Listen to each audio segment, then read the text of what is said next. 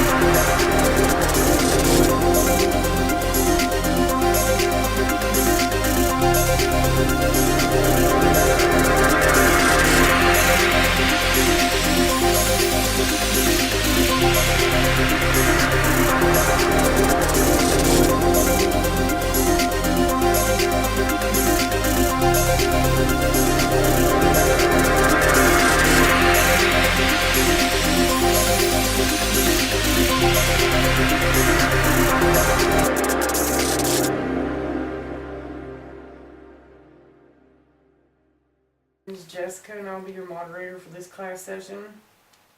Welcome to the Institute of Divine Metaphysical Research. This is a school and not a church, and neither are we affiliated with any religious organization. This school is a non-profit, non-denominational, religious, scientific research organization dedicated to showing proof of the existence of Yahweh, our Elohim, and the operation of His eternal purpose, pattern, and plan operating throughout eternity to this present day.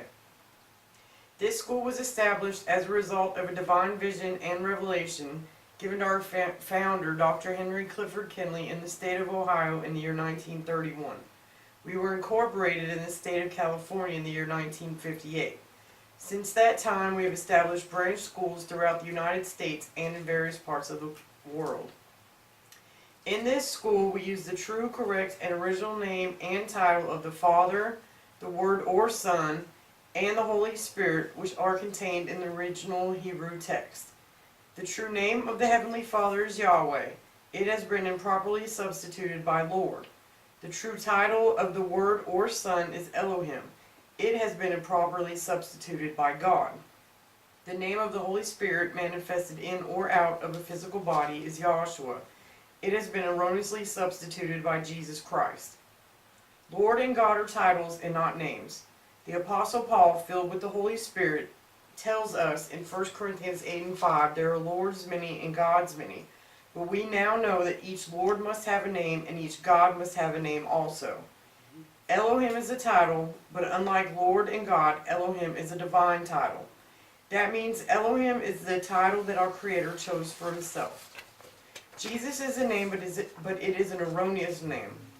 A minor investigation on your part in a good dictionary or encyclopedia would prove that neither the Hebrew language, the Greek language, nor the Latin language have any characters or letters in their alphabet that would produce the sound that is made by this letter J. Neither was there a letter J in the English language until some 1600 years after the Messiah's death.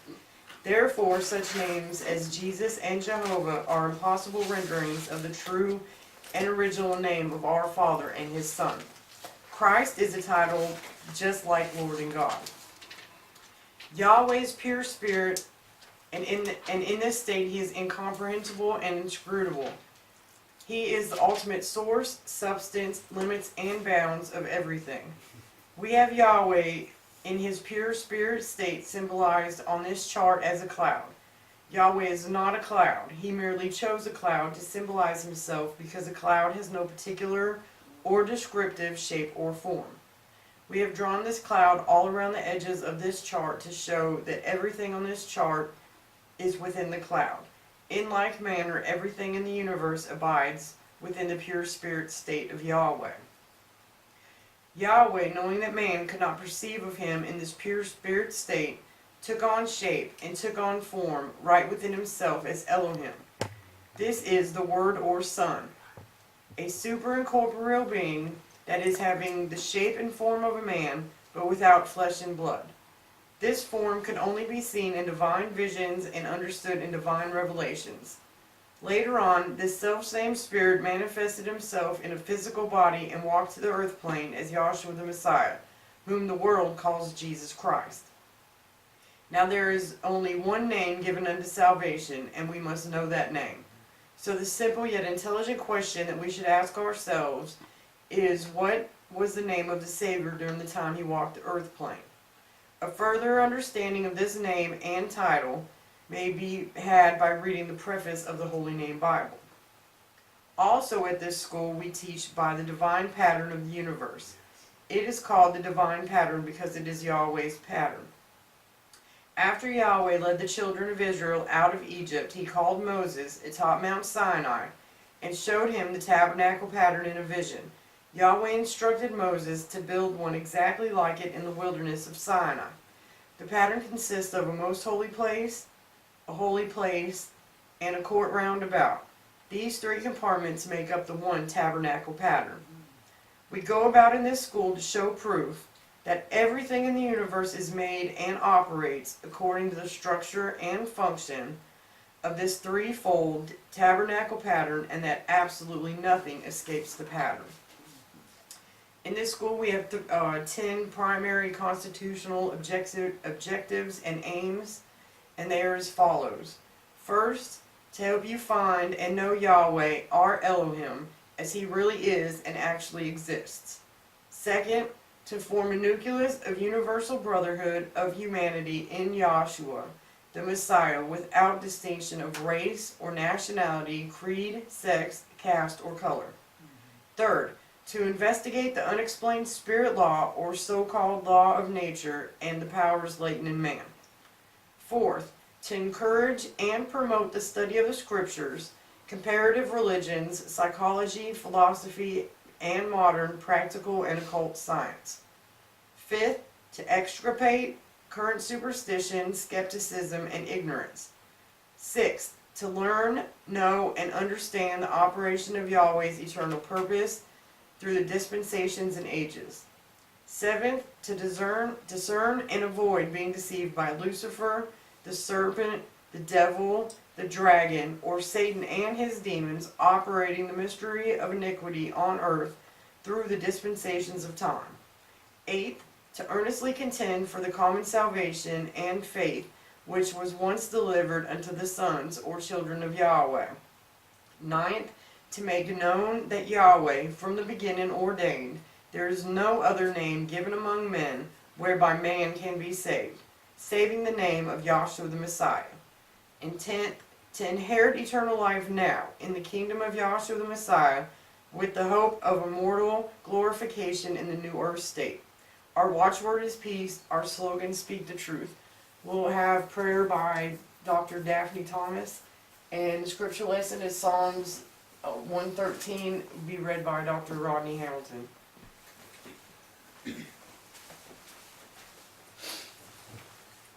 Good morning, class. Let's all bow our hearts and minds.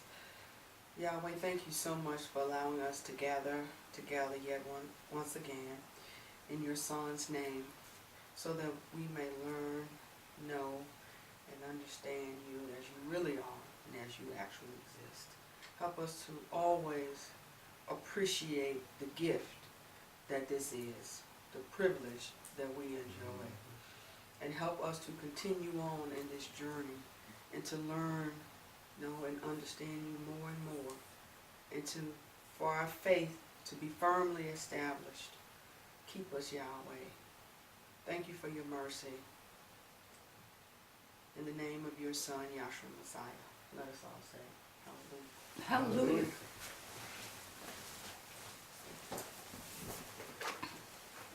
Good morning. Good morning. I'll be reading Psalms 113th division, read from the King James Version. Praise ye Yahweh. Praise, O ye servants of Yahweh. Praise the name of Yahweh. Blessed be the name of Yahweh from this time forth and forevermore. From the rising of the sun unto the going down of the same, Yahweh's name is to be praised. Yahweh is above all nations, and his glory above the heavens. Who is like unto Yahweh our Elohim, who delivereth on high, who humbleth himself to behold the things that are in heaven and in earth. He raises up the poor out of the dust, and lifteth the needy out of the dunghill, that he may set him with princes, even with princes of his people. He maketh the barren woman to keep house, and to be a joyful mother of children. Praise ye Yahweh. Psalms 113. Hallelujah.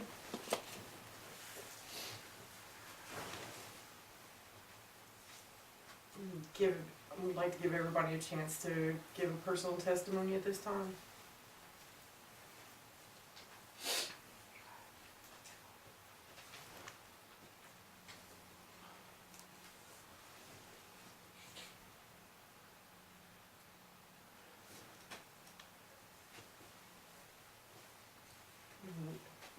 The first speaker will be Dr. Daphne Thomas.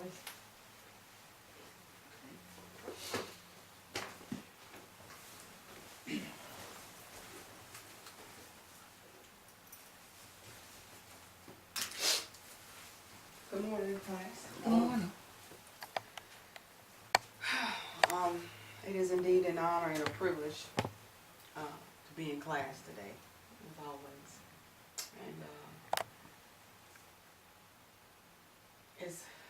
it's a privilege to be able to not only say, but to know in my heart that I wouldn't have anything to say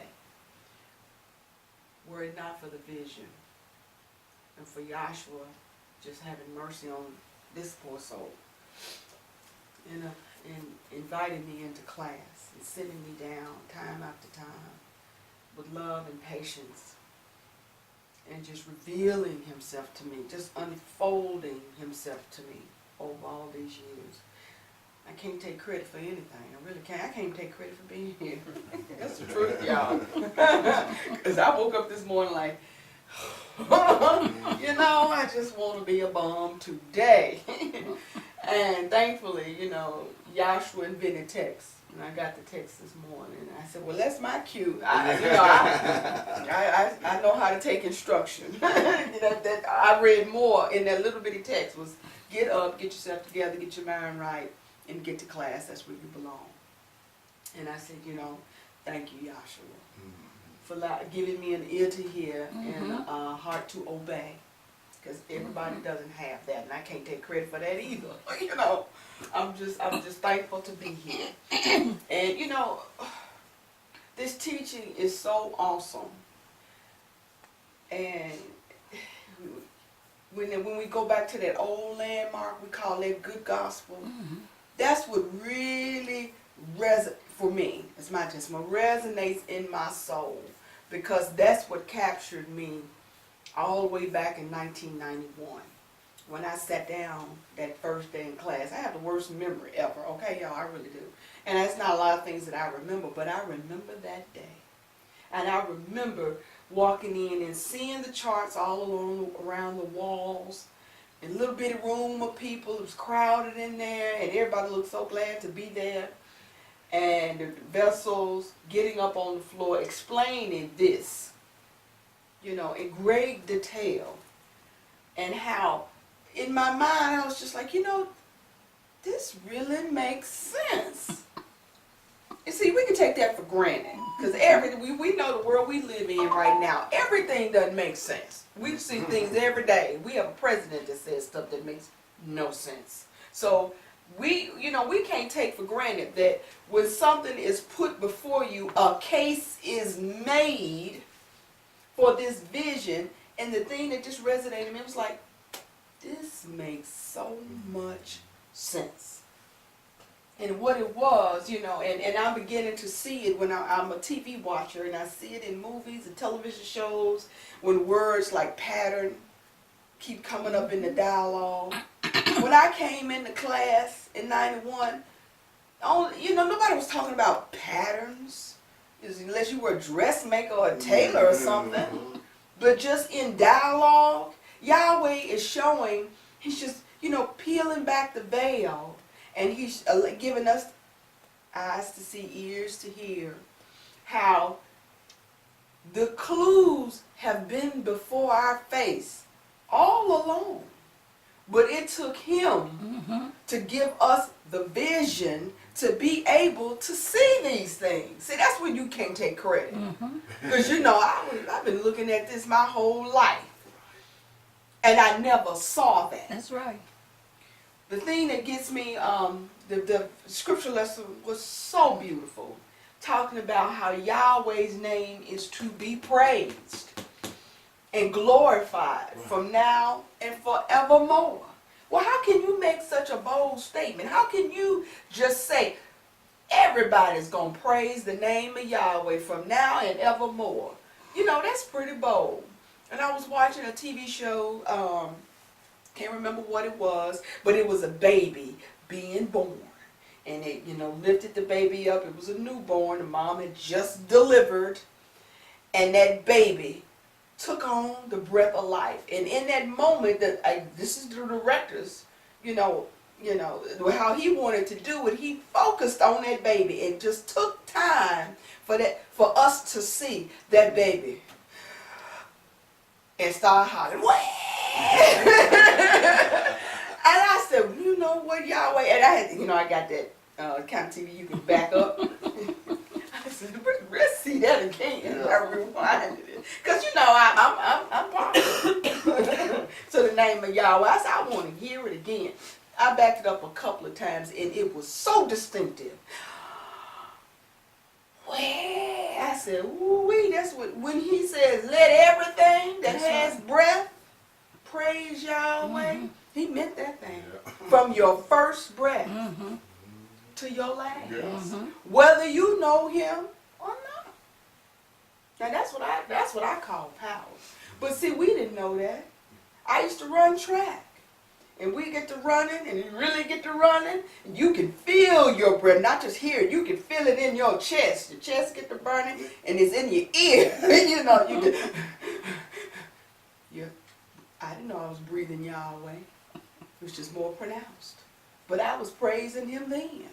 And I said, okay, Yahweh. I had that witness my whole life. Never saw it, never heard it. He had to just come and sit down and just part the veil and say, look at that. And I said, that's a witness from now on. Another witness that they went over as I came, you know, kept coming to class about this name Yahweh. See, back then, now I can say this ain't nothing I heard. Back then, wasn't nobody talking about that name, but there was some folks that came through Memphis. His name was Yahweh Ben Yahweh. And I went to junior high school with a young man that got into that. He got into that sect. They had the little meeting place up there, street from my house, right up there on Bellevue, in that little storefront. And they had this written above the door, Yod He Wah He in Hebrew. And he was in that place, and he started wearing the white garb and everything, and he started talking to me about it. You know, I was like, okay, right. You know, because I'm like, this is weird, but he's a cool dude. He's my friend. We went to school together, but he talked to me about this name Yahweh before I ever got in class. But he could not tell me how that name, how I was praising that name with my every breath. He could not tell me how every time I looked at my face, that name was looking back at me. Now, one thing he did share with me about the name of Yahweh, he said, because right at that time they had the shuttle Challenger. There wasn't nobody in class that told me about that. It was him. He was in that Yahweh Ben Yahweh organization. The Challenger went up and it exploded. And he said, did you see how when those rocket boosters separated from the fuselage, when it disintegrated, how it made a Y? That was his testimony about the name of Yahweh. And I was like, wow, that's interesting. But it was about 3 or 4 years later before I came in class and sat before this and said, oh, you know that name again. Okay, now, what they talking about? Because I wasn't really impressed by Yahweh Ben Yahweh, because he came through here and then a scandal came out on him, and then Yahweh knocked him down and he went on. Okay? So when I sat in here, you can imagine me being a little bit skeptical, like, okay, who are these people? What are they talking about? But when they showed me over there in Revelation, you know, we used to talk about as coming up as kids how, you know, the 666 would be in your forehead and be in your hand. You'd have a barcode and all this old foolishness. You know how we out the imagination now, okay? That was going around, especially when all that heavy metal music was out. We used to listen to that stuff and play it backwards. It's the devil talking, all this old mess. So people were talking about Revelation back then. Talking about Yahweh in your the 666 in your forehead. But over there in the book, and let's get it right. Over there in Revelation, talking about how It's the number of a man. No. In your forehead. yeah, because what I was taught and shown about this.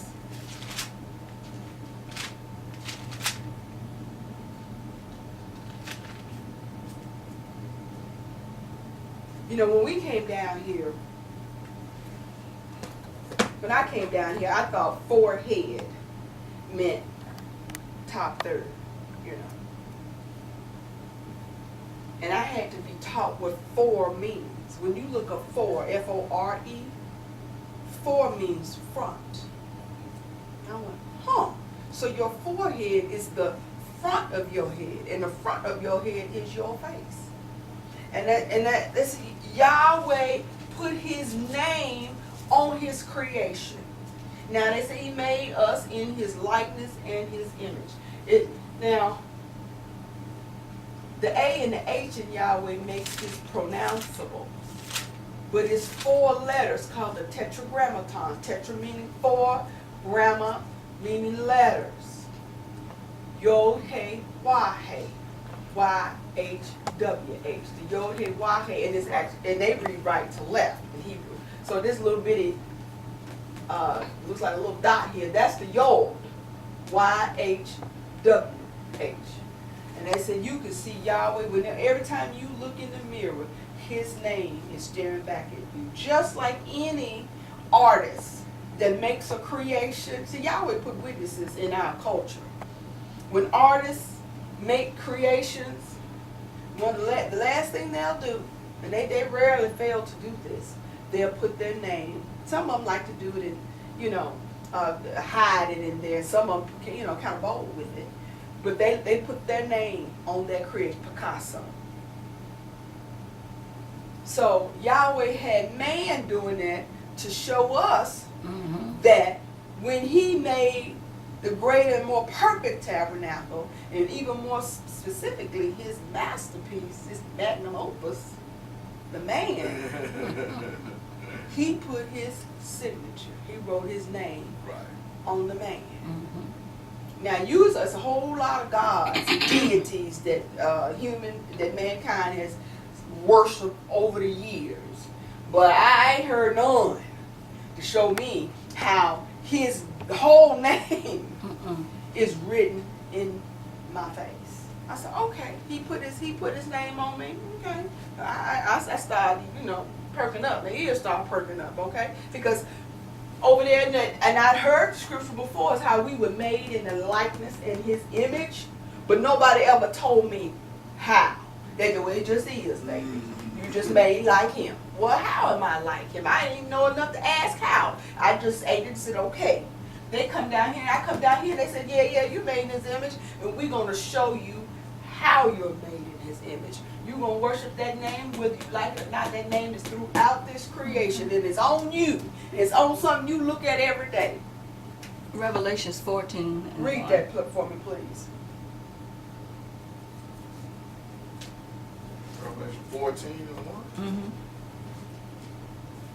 And I looked, and lo, a lamb stood on the Mount Zion, and with him 144,000 having his father's name written in their foreheads. And I heard a voice from heaven as the voice of many waters, and as the voice of a great thunder.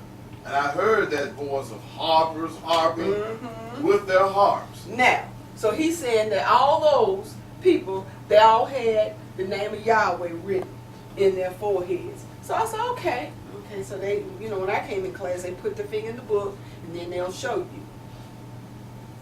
They said, look at your face. YHWH. It's supposed to be in your forehead. They taught me my forehead wasn't this forehead. My forehead was my whole face, the front of my head. It's the front of my head, it's the back of my head. I said, okay, I'm with you. So you got these eyebrows. Now, we were taught that they're there to keep debris out of our eyes. So, you know, literally, to keep debris from falling in your eyes, just like your little eyelashes. And that's the purpose of eyebrows. There's another protection for the eyes. At least that's what I was taught.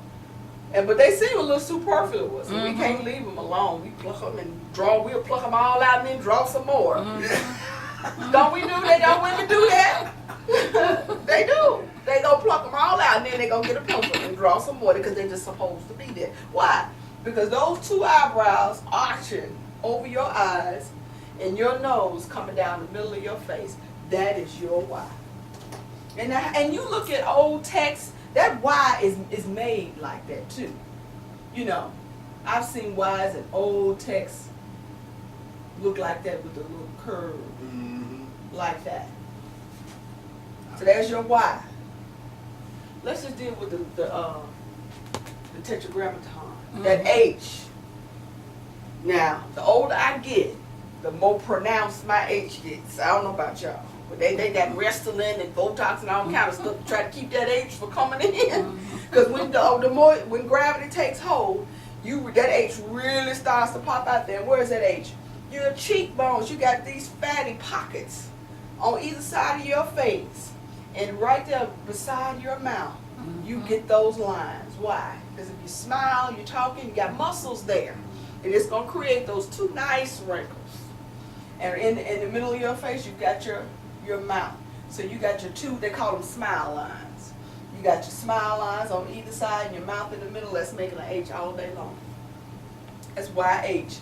Your W. Now, see, me and y'all don't mess with y'all's face like that. We always doing something too. Plucking the eyebrows, then we got to paint and draw our lips on. We get to get our lip liner.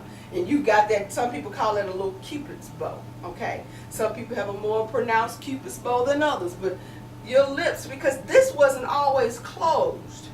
When you were in utero, you know, all this had to come together. Have you ever seen people who have a cleft palate? Because it didn't come together.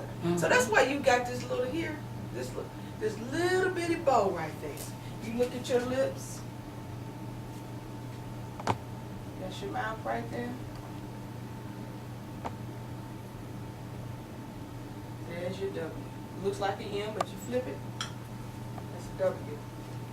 YHW, and then you got your smile lines. That's your YHWH.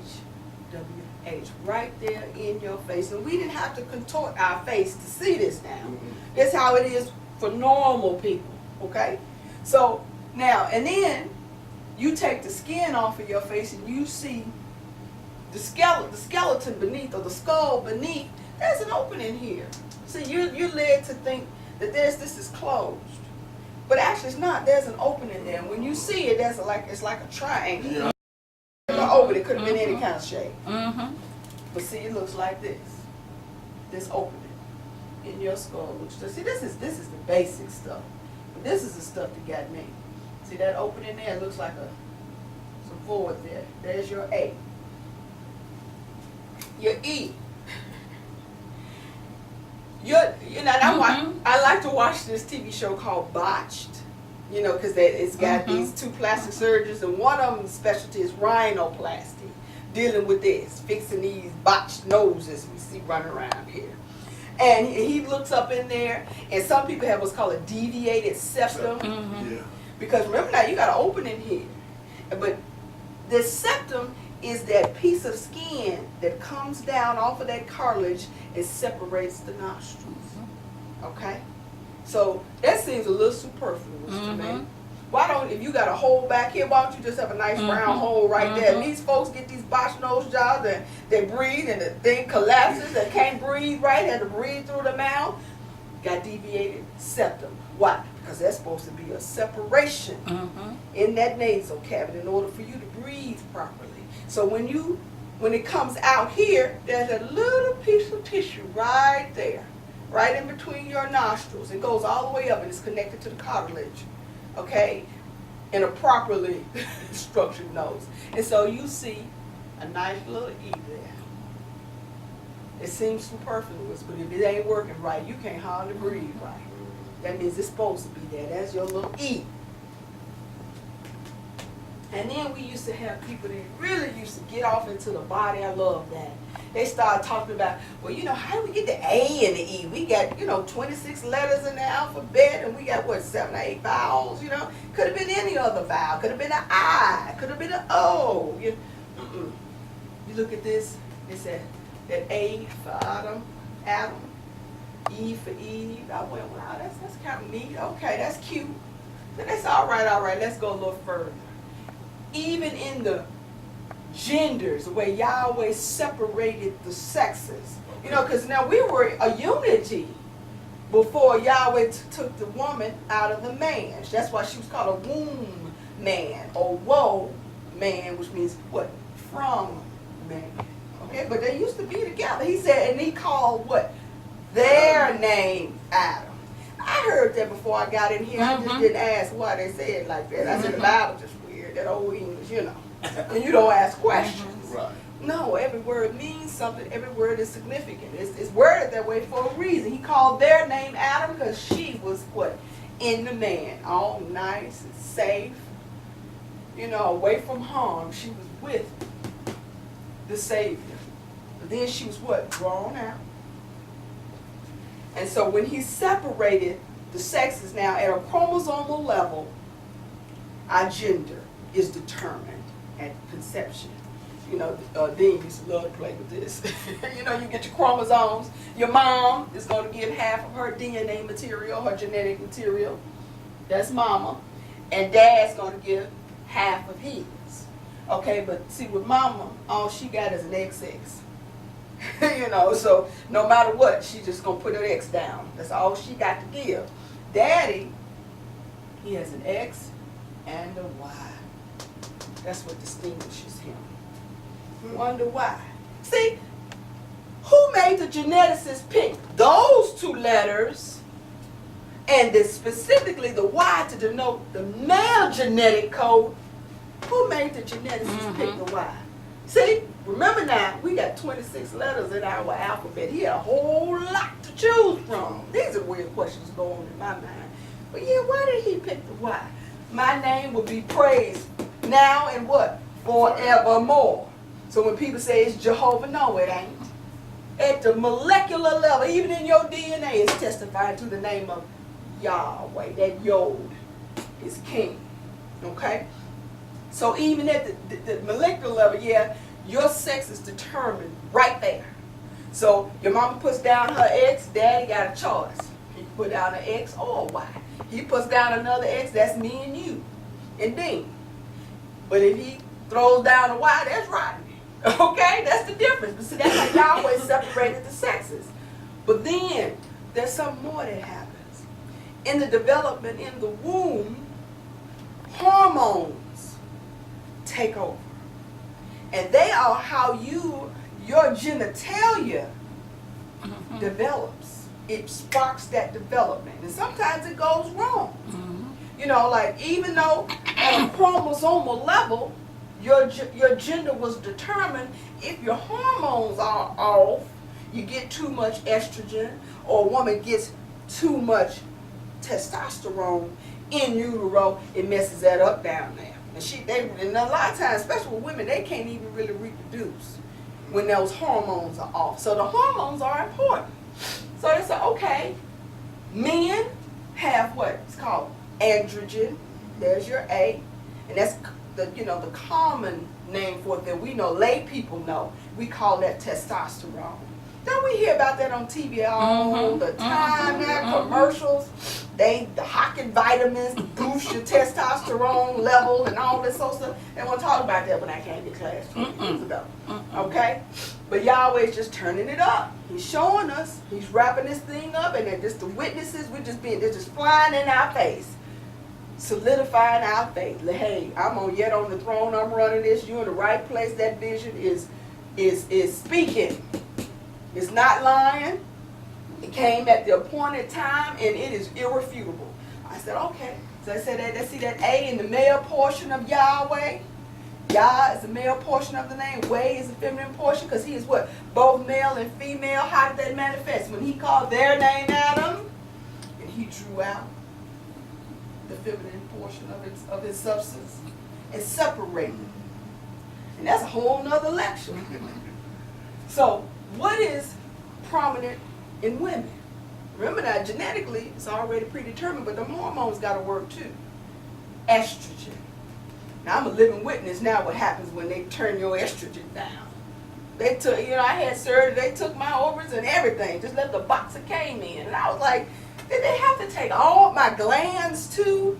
Because I understand how important glands are. Because they secrete hormones that determine how your body not only operates, how it feels, how it looks, even your internal core body temperature is ruled by hormones. And one of them is estrogen. Ask women going through the change. You know why their body will heat up in 2 seconds? They're sweating all of a sudden. Then next you know they're freezing cold. Estrogen levels are lowering. It's declining because they're going into that time of their life where they're no longer able to reproduce or bring forth offspring. Your hormones rule that. So in women, what's prominent is estrogen. So there's your E. And it happens to be in the feminine portion of Yahweh's name. You see the symmetry there? This stuff is not happenstance. These ain't coincidence. This thing is real. And it's manifested in your face and in your body. I knew somebody that had a pituitary tumor. That's very, very serious. Could have killed him. And they caught it, but it had engulfed his pituitary gland to the point that the gland was no longer functioning. And it was a threat to his life. So they had to remove the whole gland. Now, that's what they call radical surgery. What made it radical? Because your pituitary gland, they don't call it the master gland just because they didn't know what, they couldn't think of nothing else. They call it the master gland because it secretes 10 hormones. And those hormones govern your body, including that androgen and that estrogen, or that testosterone and that estrogen that's coursing throughout the entire body, even setting your internal thermostat, even controlling the rate of metabolism. The rate at which your cells process and utilize energy is determined by hormones secreted from your glands. It's endocrinology, people. That's what we talk about. That stuff down here. This stuff we bat around like kids with balls of yarn. We've been to no medical school, but we know it points to Yahweh Elohim, and it's giving glory to his name. That man had to supplement every single hormone every day at a certain time of the day for the rest of his life after they took his pituitary gland. Why? That's pointing to that master gland, and oh my goodness, you start getting into the tabernacle where it's located in your most holy place in that stellar turcica, and it's like a little bony chest or a compartment right there above the roof of your mouth. That's where your pituitary gland is. And then so let's see who had a vision. You look at this chart here.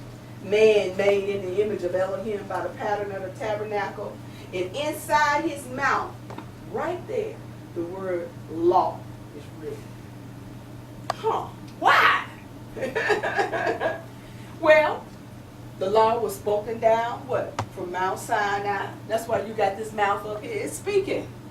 Okay, it's testifying to where the law came from, straight from Yahweh. And it was thundered down or spoken down from Mount Sinai. But it's also testifying to the presence of the pituitary gland right there located above the roof of your mouth in that stellar turcica. So your law gland, your master gland is right there. So this vision right here. So that's why he's got law written there. I was here for years looking at that and went, Yahweh just, he'll give it to you eventually. there, make me go, why is that there? That's why that's there. Testifying to the law in your most holy place. So when they reared up the tabernacle, see, this is the kind of stuff that gets you and keep you. And it don't matter who says what out That's there right. in this world. That's right. I just get real ignorant. They can't tell me nothing about my creator. They just can't. And you can't tell me nothing counter to this. I ain't trying to hear that because I know what I have been shown. Okay? So you look at this. That law is written there. It's in your most holy place. That's where your pituitary gland, it secretes 10 hormones that govern the body. How tall you are, how fat you are. It does that too because it governs what? Metabolism. The color of your skin, even the texture of your hair. Everything is in your DNA code now. We know that. 99 attributes, we got that. But those hormones regulate all of that. It brings that genetic code into shape and form. That's what those hormones do. And if they're not operating right or secreting right at the right rate, at the right time, circulating your bloodstream, your 9 divine attributes are not going to manifest properly. That's the law, people. That's the law. Talking about Sylvester Stallone said, I am the law. That's what the pituitary gland is saying. I am the law. Because it is manifesting the law right here. Yahweh Elohim is the law. That's just a type and shadow, a physical manifestation of the law in operation. Everything must obey. And when it's not, what is the penalty for transgressing the law? Death. Death.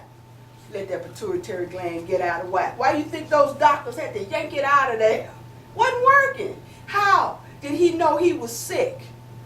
Because those hormones were out of whack and dis-ease started to manifest in the body. And it made them look like, let me see what's going on in his head, in his most holy place, from the signs and the symptoms. So look, if your pituitary gland is in your most holy place and you got a law right there, so what were they supposed to do when they reared up this tabernacle? That's what make me get bold. When they reared up this tabernacle, they put that Ark of the Covenant in the most holy place, in the dark. In the dark. They put it in there. Was it empty? No. What they put in there? They put the what? 10 commandment law.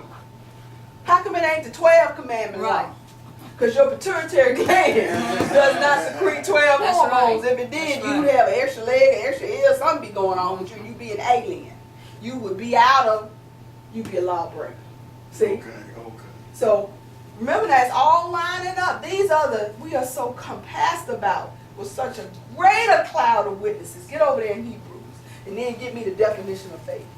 Now, so when they reared this up and they put the Ark of the Covenant, and it wasn't just some sculpture or some statue, it was a container. The Ark was. It was a chest.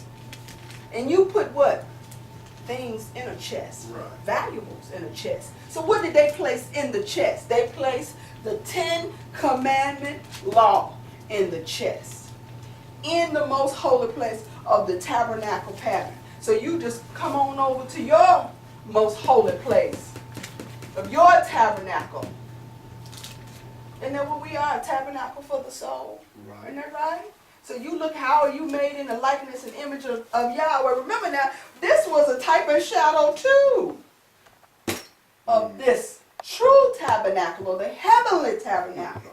That's why Moses said when he was in mind, look now, you make it just like I showed you in the mount. He had a vision of this. He didn't bring this up out of Egypt. He had a vision on the top of Mount Sinai, and he was admonished by Yahweh Elohim to build this to the exact specifications. Why? Because he knew down on January 6, 2019, somebody somewhere was going to be on the floor somewhere talking about how this, well, let's take it from here, how this points to this tabernacle, which what? is a reflection of that. So it had to be what? Perfect. Right. So our faith can be what? Established. Read Hebrews. See, that's just one witness, people. Read. Hebrews 12:1. Mm-hmm. Wherefore, seeing we also are compassed about with so great a cloud of witnesses. Great a cloud of witnesses. I've just been talking about that one. Read. Let us lay aside every weight. What is the weight? Now he says every weight. We got all kind of weights. You know, that's called Maslow's hierarchy of needs. You got to have shelter, food, you know, just the basics. And then you got to have self-actualization, and you know, it's in a hierarchy, it's rankings. But that, you know, your basic ones, those are ones that keep us busy. That's why we have to work, so we can meet those needs, have a place to live. We can have food. Yahweh hung a belly on us. Okay? So lay aside every weight. Those are weights. But the one, no man, you can take it all the way home. No, one key weight is doubt. Help you lay aside that weight. That's a bad one. That's like a big anchor around your neck. You about to be tossing headlong into the ocean. Lay aside the weight of doubt. But the biggest weight that's laid aside, that old boy right there, that satanic mystery. That's the weight that's laid aside. So lay aside every weight. Read. Let us lay aside every weight and the sin which doth easily beset What us. is the sin? And why does it easily beset us? See, that stuff means something. There's a reason for these things. This is the sin. The abomination of desolation standing where it what? Ought not. That's the sin. Ignorance. That's the manifestation of the sin. It's ignorance. So, Okay. read on. And let us run with patience the race that is set before We us. are on a journey. Run with patience. So when Yahweh at 10 o'clock in the morning said, you need to be here, you get up and you get yourself here. You run the race with patience. Because lay aside every weight, from the fact that you got to go to a job all the way to this satanic mystery. Lay aside. This right here, this great cloud of witnesses allows you to do just that. When you see Yahweh manifesting unerringly in his creation, proving to you, sounding all the way from heaven, I am here, I am he, I will be who I will to be, and you are mine. You can lay aside a few things when he's talking about that. I don't know about y'all. I can lay aside a few things for a little while when he's talking about that. Okay? So this great cloud of witnesses.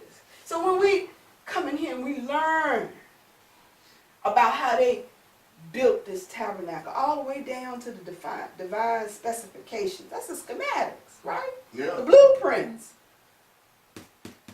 He got that by divine vision and revelation. And was admonished by the one who created all things to make it right. Because it is the perfect type and shadow of your physical body. Yahweh used to admonish us to go over this migratory track. We talked about his name, how it's manifested in you. That ought to be enough, right? Just looking at it every day. I'm drawing my eyebrows. I'm getting my why together. It ought to be enough. But no, even with your every breath, that ought to be enough. But Yahweh has a cattle on 1,000 hills. And he said we are so what? Encompassed. That means we are surrounded by a great cloud of witnesses. So you can look at the earth plane. When I go up in a plane, if I got a window seat, I never fail to look on the terrain below. And I'm always looking for those bodies of water, the rivers, and then the little tributaries that come off the rivers. They make an endless series of whys. Okay. When you just, from a bird's eye view, that's what the world looks like, y'all. Whys everywhere. Even when you see parched earth, you know, where water used to be and it's kind of dried up, you see whys there. You look in your hand. You know, we used to say, oh my goodness, M means money. No. Look a little closer. It's an endless series of whys.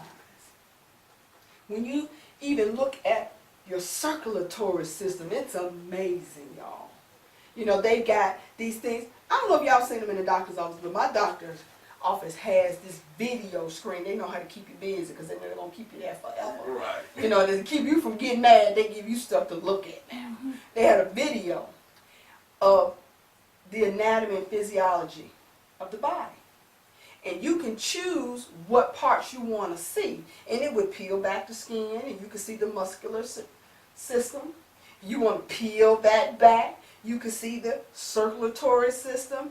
You can peel back another layer and see the skeletal system. Now, I said, they're teaching us anatomy and physiology while I'm waiting on the doctor to come in here. Yahweh, you know you something else. So you know I got fingerprints all over because I'm playing with this thing. I'm like, I'm just going through layer by layer. And I look and I see the circulatory system.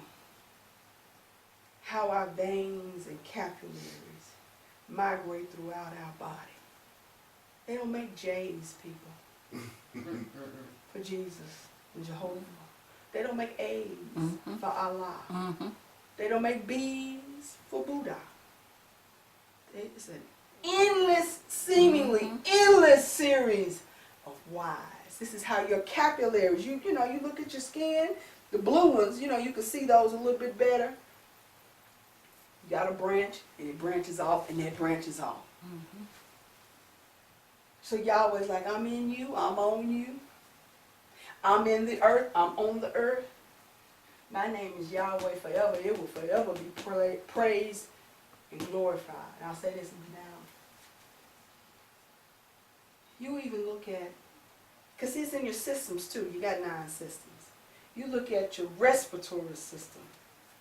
In the middle of your chest, you have what's called a bronchial tree. Get bronchitis. You start thinking about that bronchial tree, don't you? Because when you see the way it's made up, this is so many patterns within patterns, but when you see the way it's made up, you see how it comes off in whys to bring oxygen to your blood. Okay, your bronchial tree, that's what gets clogged up when you get bronchitis and you get the coughing, those little bitty, one word for them that's on the ends of alveoli, but just the bronchial tubes come off and they make whys. Right here in the middle of your chest to oxygenate your blood. Yahweh's name. It don't matter what people say. It doesn't matter. His name is glorified throughout the entire creation. And so, if his name is glorified throughout the entire creation, so much more so, in a sense, is the name of what? Yahshua the Messiah. Because he said it, I come in my Father's name. And then he declared it. He didn't say if, and just perhaps. He said, let another come in his own name, him you will receive. That's showing you the power of Yahweh's purpose. Because he put his name in everything, in you, on the earth, and the world still. It was the stone that was set at naught of you builders, has now become the head of the corner. The name of Yahshua the Messiah. The whole world still was given over to idolatry, despite being encompassed by a great cloud of witnesses of the glory of the name of Yahweh and his son, Yahshua. I had come down here to this class and they said, this is your only hope of glory right here. To be saved in the name of Yahshua the Messiah. Whenever you got one of those red letter Bibles, whenever he's talking about Yahweh, he gives credit back to who what? His Father. He came in his Father's name, Yah, masculine portion of Yahweh. Shua simply means so okay. He came in his Father's name. Okay, he said that. No, most people come in their father's name, or they're going to come in some man's name. All right? And that's called your surname. That's the name you get even before you are born. You are baby Thomas, or baby this, or baby that. And then you are given another name when you get here. That's your first name, Rodney. Hamilton, you was baby Hamilton. Yeah. Even to the hospital. When you're born, if your mama hadn't figured out what she want to call you yet, they put baby Hamilton on that little wrist thing. Okay? So you come here with a name on you, and in our society, in most societies in this world, you come in the male's name, your father's name. My maiden name was Sanders. My mama's maiden name was not Sanders. Okay? I'm not going to say what it was. That's a security issue. Her name was not Sanders. So I didn't come in her name. So whose name did I come in? I came in my father's name. His name was Sanders. Ain't that something? And he came in his father's name. And so on and so on. So you're going to get some folks like, well, my mom and daddy weren't married. So I got my mama's name. Well, whose name does your mama have? She's probably got her daddy's name. And nowadays, you know. Yeah, going back. Yeah, you got to go back about 3 generations to find a man nowadays. But he's there. As testifying to Yahshua the Messiah. He said he came in his father's name. Yes, he did. And so you look at that, Jesus, whose name is it? That's a conglomeration. It's not even a good transliteration. Just a total misnomer. It's erroneous. Well, Jesus and Jehovah, y'all stop. Just stop. Just stop. Because now you saying Jesus is coming in an erroneous name. So they both wrong. I had to come down here to be introduced to the name of Yahshua the Messiah. And then to be sit here and to be shown irrefutable evidence that this is the name, and this name has power. It has the power to save. It has the power to resurrect a man from the dead. I hope something was said to edify the body. Hallelujah.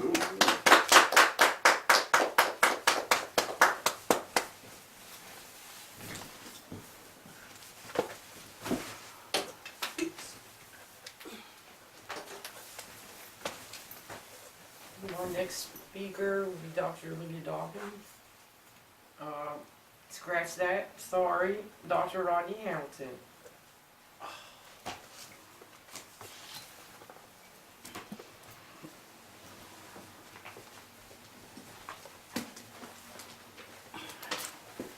Good morning, class. Good morning. And I was thoroughly edified by the previous vessel. And thank you, Yahshua, for putting her on the floor and breathing that life into her. Because, like she said, we would have nothing to say. It wasn't for the Holy Spirit. Now, Yahshua himself just coming down and opening and closing these ages. Now, I was watching Oliver Gill, Dr. Gill, the other day. He was talking about them opening and closing, how Yahshua opening and closed these ages. And then another thing he brought up was about him being baptized by John out here. See, and he was saying that all the people was coming was because they needed burying. He said John was the undertaker, and then he went on to say that Yahshua didn't really baptize nobody in no water. See, he didn't do that because that's unto death. See, that death and burial. See, he put baptism. See, but he baptized them in the Holy Spirit. Get that over there. In Matthew, well, Yahshua coming to John, and he being John said, I need to be baptized in you. Matthew 3:13. Okay. Okay.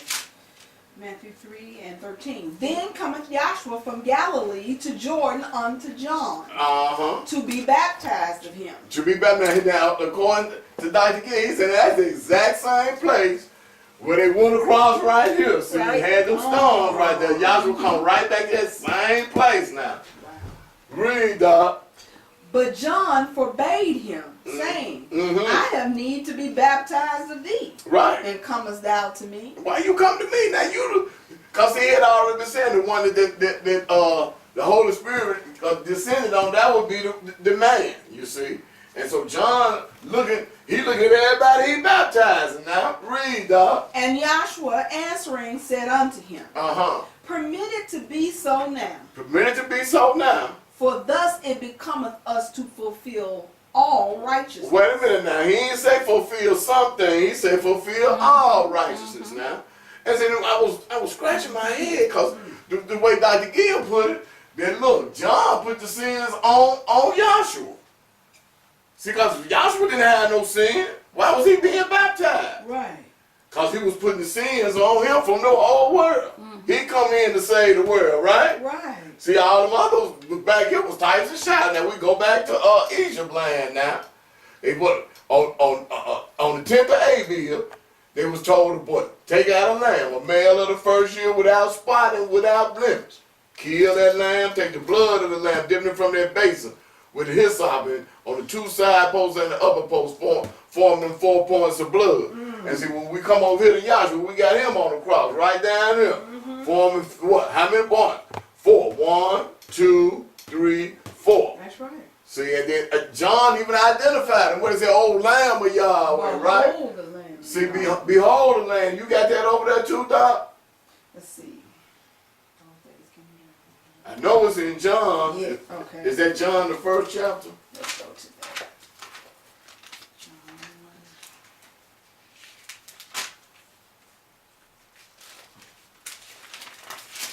Because what we telling you down here is you cannot be saved in no other name but Yahshua. Jesus erroneous, Jehovah erroneous. Previous vessel went in detail about this name, Yod Hey Wah Hey. See, Yahweh. And I was talking to my stepson, and I was like, man, y'all can't keep calling Yahweh God. That's just, I mean, you can't.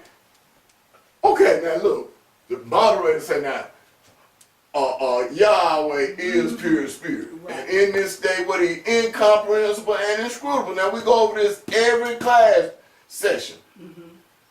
Yep. Yahweh chose the cloud to symbolize himself because the cloud has no particular or descriptive shape and form. Right. Now we drawing this cloud all around the edges of this church, and we're gonna draw it all the way on out here. See, all the way on around. All the way on around after you can go all the way as far out and outer space you want to go with your science and technology and your Hubble telescope. Look on out there, keep going, and you still ain't gonna get outside. You ain't gonna even be able to see this. But now a man in 1931 had a divine vision and revelation, came straight from Yahweh himself. So see, now we can see how Yahweh is. But still, he had to take on a discernible shape and form. You know, so we'll have something to look at, being that we basically carnal minded in the first place. We got to have something tangible. We're in the flesh. And I was thinking about, you was talking about that baby, started hollering after he breathed. Sure, he realized he was behind them bars once he came forward, because these bones ain't nothing but bars. They are. That's all pillars and boards, you see. Bars, that's right. Go ahead, Doc. John 1:29. Okay. The next day John seeth Yahshua coming unto him, and saith, Behold the Lamb of Yahweh, Right. which taketh away the sin of the world. So see, John actually put the sins of the world on Yahshua. See, Yahshua didn't have no sins. So why would John be baptized in him? And go back over there to Matthew and pick it up and see what happened after the sin. Because that's what I was looking at. Read. And Yahshua answering said unto him, Permit it to be so now. Permit it to be so now. For thus it becometh us to fulfill all righteousness. And once again, he said, what us? Let us make man in our own image. See, Dr. Gill was smooth on it. I like Dr. Gill. He really, he know how to lay it down, too. Then he permitted him. Yahshua, when he was baptized, went up straightway out of the water. And lo, the heavens were opened unto him. Right. And he saw the Spirit of Yahweh descending like a dove and lighting upon him. And that was just for a simple. It wasn't like Yahshua didn't already have. Right. You know, like Dr. Gill said, that would make him lesser than John. See, because John had see? So that would make him lesser than John. Now, he the true high priest after the order of who? Melchizedek, who didn't have no beginning or end of the days. I'm sorry, y'all. Right there. Read, Doc. And lo, a voice from heaven saying, This is my beloved Son, right, in whom I am well pleased. Keep reading, Doc. Then Yahshua led of the Spirit into the wilderness to be tempted of the adversary. Okay, hold up now. This is just the part that got me.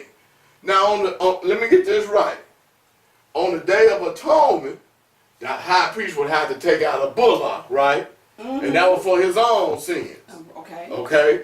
Now, Yahshua being a high priest, when I say good things or heavenly things, right, he didn't have to offer up no bullock. Right. See, only himself was the acceptable sacrifice. He himself was the sacrifice. And John just pointed out he's the Lamb of Yahweh, right?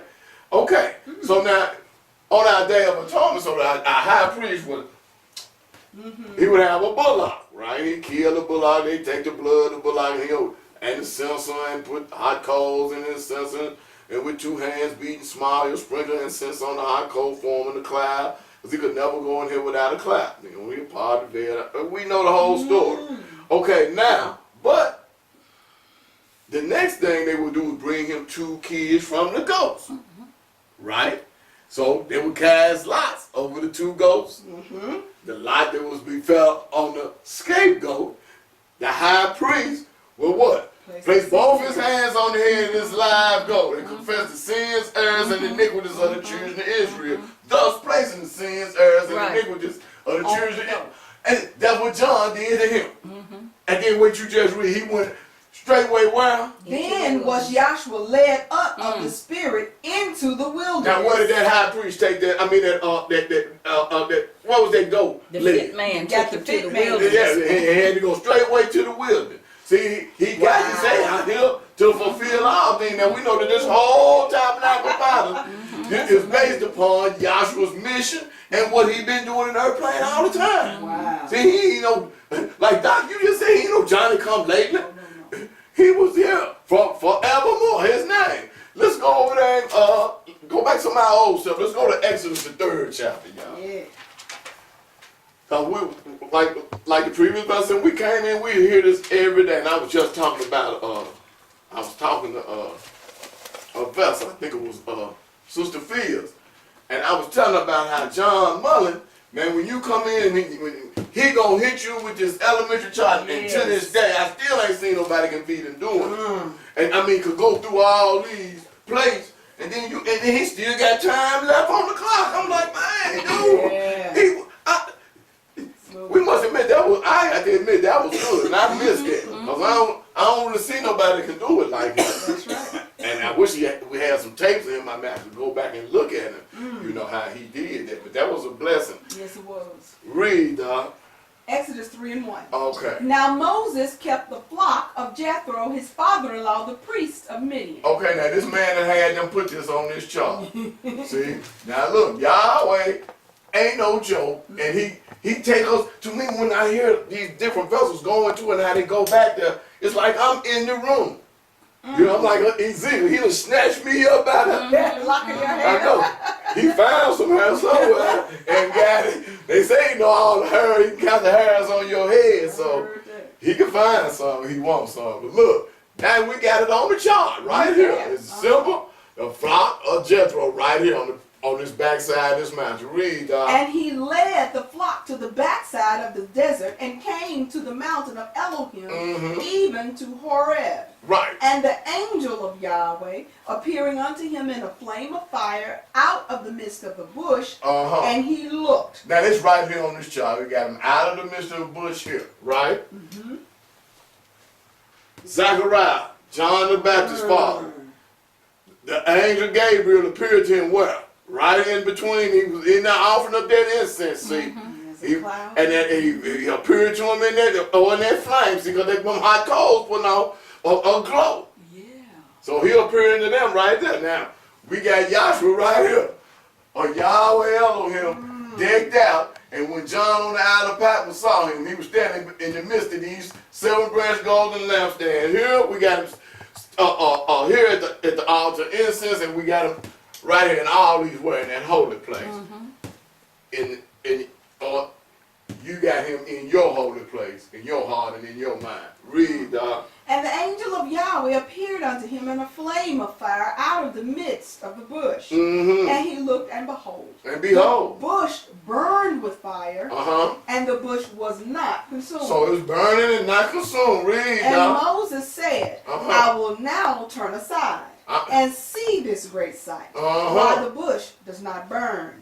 And when Yahweh saw that he turned aside to see, Elohim called unto him out of the midst of the bush and said. So now first of all, we got a bush just burning. Yeah.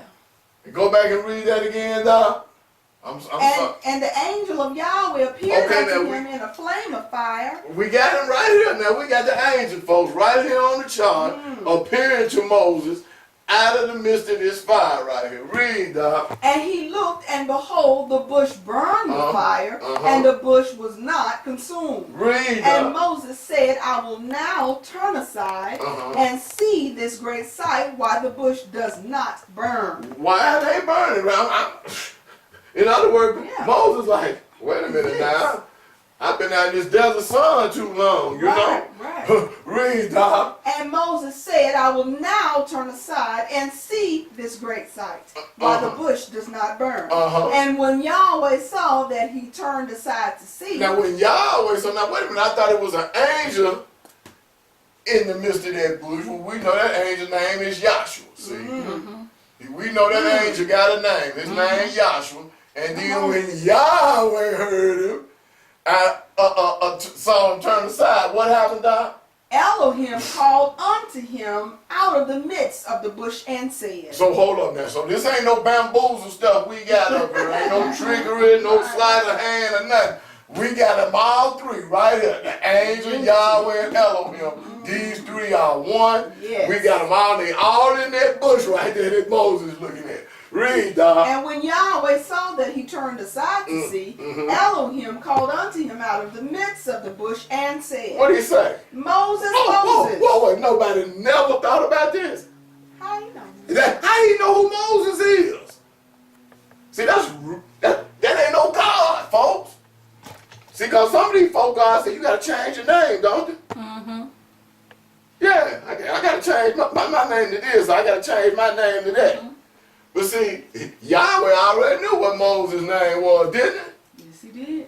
And Moses was Hebrew and was raised in Pharaoh's house by Pharaoh's daughter, wasn't it? Yes, he was. Okay, so she gave him a Hebrew name. No.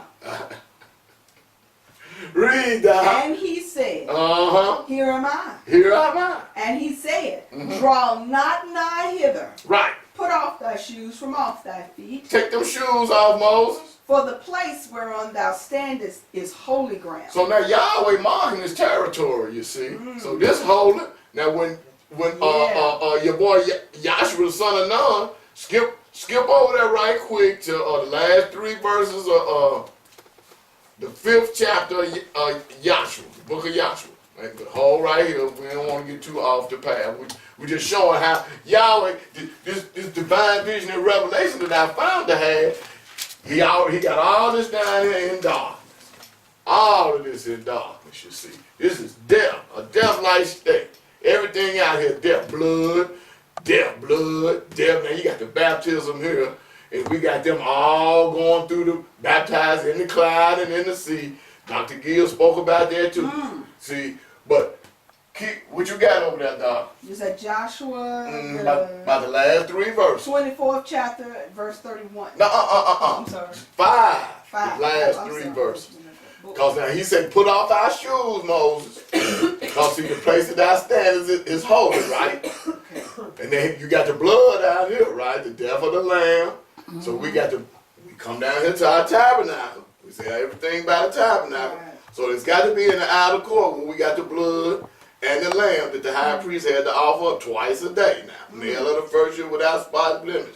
See, two Lord priests, they'll bring him a lamb. Male of the first year without spot blemish. The high priest would kill that lamb and take their blood and put it on these four horns of the altar of sin sacrifice. So now we know if he got the four points of blood out here within the house, so that's got to be the outer court. That's got to be the court roundabout. Then we got our water. We got our laver right here, right That's before right. we go through the door. That's right. And we got our water right here. Okay, Doc, read. Joshua 5:13. Okay. And it came to pass when Joshua was by Jericho that he lifted up his eyes and looked. And look. And behold, there stood a man over against him with his sword drawn in his hand. All right, now don't we have a man standing up right here? What's in his hands, folks? A sword. A sword. Okay, so that man ain't went nowhere. And see, we even got his name up here. What's his name, folks? Michael. See, he ain't went nowhere. And Joshua went unto him and said unto him, Right. Art thou for us or for our adversary? I'll say, so who you for? You for me or against me? And what he say? And he said, Nay. I ain't even with neither one of y'all. Read. But as captain of the host of Yahweh am I now come. See, I'm the captain of the host of Yahweh. See? So Michael and his angels fought the devil, see? And he had a host. Get that, that's 12, Revelation 12. And keep reading, And Joshua fell on his face to the earth. Wait a minute now. Joshua fell on his face to the earth. Read. And did worship, and said unto him, Uh-huh. What saith my master unto his servant? Right. And the captain of Yahweh's host said unto Joshua, Mm-hmm. Loose thy shoe from off thy foot. Okay, so For read. the place whereon thou standest is holy. So we got the court round about, through the dividing waters of the Red Sea, into the wilderness of Sinai, which is the holy place. We got it written right here. Now we got Yahshua, the son of Nun, coming on through here, and the angel telling him to do what? Loose his shoes, because the ground he's standing is what? Holy. So now we got the holy place and the most holy place. So this charge right here ain't no made up charge. No. And that's been in the Bible all the time. We ain't come up with none of this. That's King James. Okay, go back over there to our man Moses. And Exodus 3:7. Mhm. And Yahweh said, Right. I have surely seen the affliction of my people which are in Egypt, Mhm. and have heard their cry by reason of their taskmasters. So now we got Yahshua the son of Nun. It's already down here. Y'all said when he been down here, he showed a period, he was 30 years old, right? Because he wandered in the wilderness for 40 years. And then he was 110 when he took off the flesh. So 40 from 110 is 70. And then you got 40 out here. Then they leave 30 down here. So he'll be 30 years old when he appeared here. The high priest had to be what? Before he could officiate his high priest, he had to be 30. Joshua, out here with John the Baptist, being baptized at what age? 30. 30, okay. Make sure I got my bearings right. Read. And I am, Go and back. Yahweh said, I have surely seen the affliction of my people which are in Egypt, and have heard their cry by reason of their taskmasters. Because he was in Yahshua the son of Nun, see? For I know their sorrows. He know him. Read. And I am come down to deliver them out of the hand of the Egyptians. So as you see, this is coming down. See, he said, I am come down. Adam had to come down out that God and bring this thing down. See, he had to come down. I am come down. Now, if Yahshua ain't came down in your heart, your mind, see, you in trouble. You ain't got none of these folk God offer you any salvation or eternal life. See, read, And I am come down to deliver them out of the hand of the Egyptians. See, he have come down to deliver you. Thanks be to Yahweh. See, the Yahshua, the Messiah, Yahshua the son of Nun, they one and the same. I didn't know that till I came down here.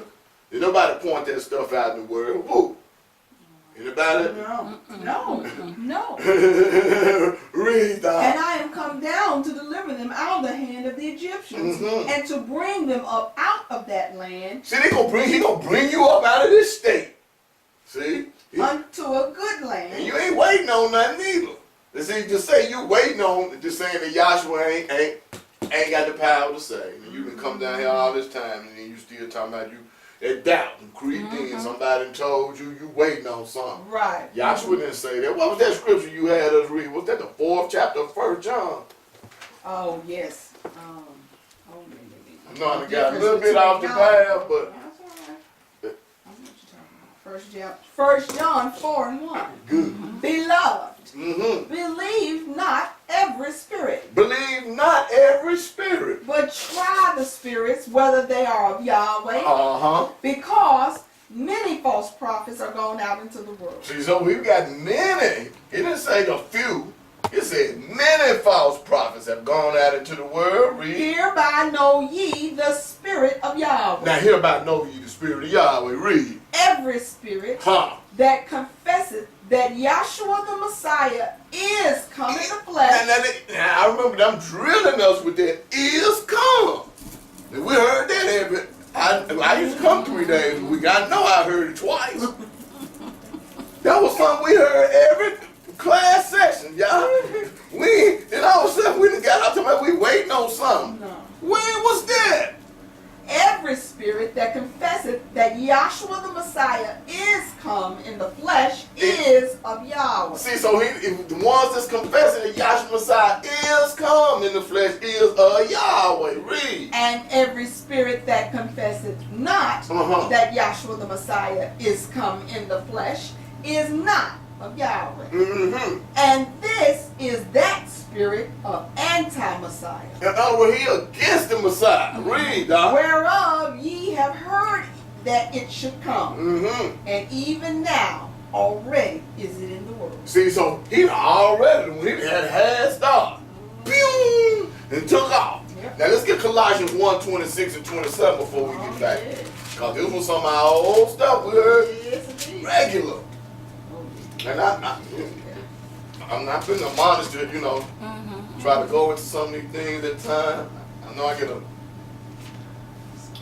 little bit electric sometimes. That's all right. Colossians 1:26, right?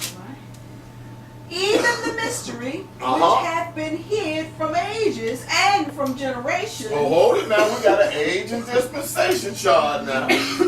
What the founder say, study to show thyself approved unto Yahweh. Workman that needeth not to be ashamed. Rightly divide the word of truth. See, this is rightly, this is a rightly division. You can't go nowhere else in the world and get that. Got it. Some of it, they ain't just completely correct. Cause see, this is what we use. This is our teacher's aid right Right, that's right. See, we got the teacher's aid. The teacher's aid got the answers already written on. See? Even the mystery which had been hid from ages and from generations, but now is made manifest to his sons. So that's that mystery of righteousness. This now being made manifest to you. To who? Everybody? To whom Yahweh was made known. To his sons. To who is made? Read that again. Who is but the mystery? But now is made manifest to his sons. To his sons. See, he ain't say the whole world was going to know him. See? He ain't say that. He said he been made manifest to his sons. Read, dog. To whom Yahweh would make known what is the riches of the glory of this mystery among the nations. Among the nations. He's going to make it known among the nations what's the riches of this mystery. They think some riches is getting in the plane and flying and telling me that I'm making up too much pollution.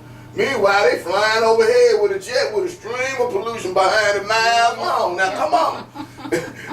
You want to talk about hypocrites?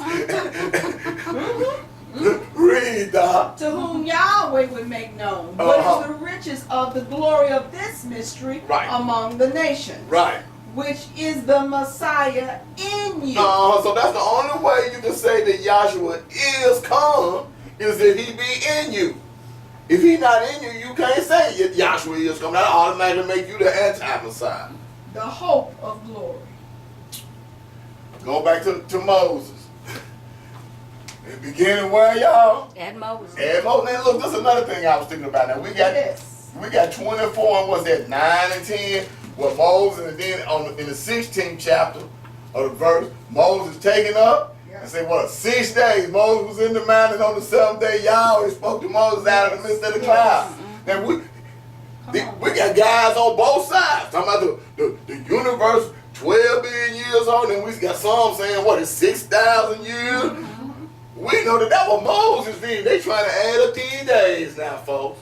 And we had to come down. They trying to say, okay, one day was a 1,000 years. They using that 2 Peter 3 and 8. I thought that 1 Peter 3 and 8. And see, they using that. They trying to put that on there. But no, we know that that's, and like you said, we kick that stuff around like young. But that's 6 days of the creation. And besides that, in the beginning, Yahweh created what? The heaven and the earth. Spontaneous creation. See, the earth was like an inanimate, inorganic mass. Yeah. You know, and then it was totally what inundated what? With water. See, same thing. Earth, Noah, totally. Ark, totally inundated with water. The earth was totally inundated with water. Then we got the children of Israel had to come through the dividing waters of the Red Sea. Hey, it's the same thing. And we just whistled at some of this stuff, but like we said, with 3 days, he was in buried, death, burial, resurrected on the 3rd day. We got what? Jonah in the belly of the big fish, right? For how many days? 3 days. 3 days. How many days journey was it to and through the Red Sea? 3 days. 3 days. On the 3rd day, what rose?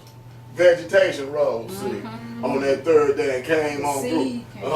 See, man. And then all the way up into this what ontological perfected state. See, when you see that flowers bloom and all the colors and how beautiful that is. Keep reading, dog. Go on back over there to Moses. We don't want to leave him out. Okay, so you want me to go back to 3? Yes, please. Okay.